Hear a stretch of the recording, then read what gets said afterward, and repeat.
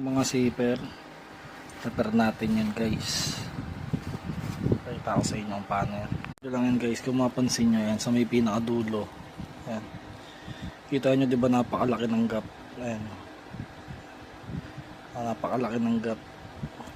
Kailangan lang natin syempre pisilin yan para sumara yan. Kailangan kasi close eh, masikip dapat para ano, pisilin lang natin, limitan lang natin ang ayan. Mahirap siya i-ano eh, wait lang, i-try natin gawan ng paraan.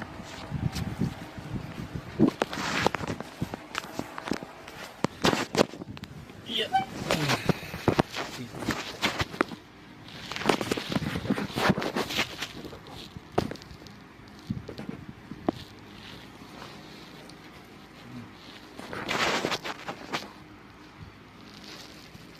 Ito guys, sa pinaka-dodo, pipiin lang natin yan.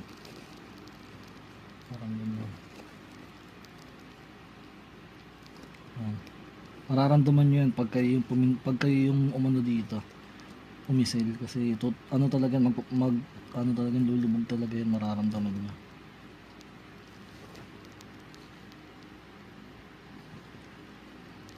Dito hindi ko masyadong naramdaman pero dun sa kabila pag pisil ko kanina naramdaman ko.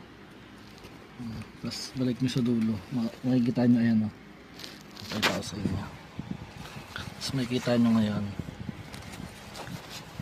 Ayan.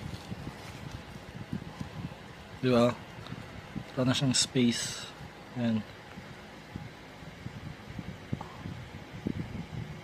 Ayan. Diba naka-close na? Ayan. Lagay nyo lang ulit sa pinakadulo dito. Balik nyo lang, okay na yan. Guys, ito. Ihitin ko rin ng konti ah. Medyo maano.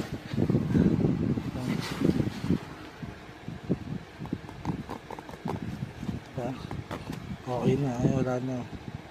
Sarado na yan. Diba? Napaka basic.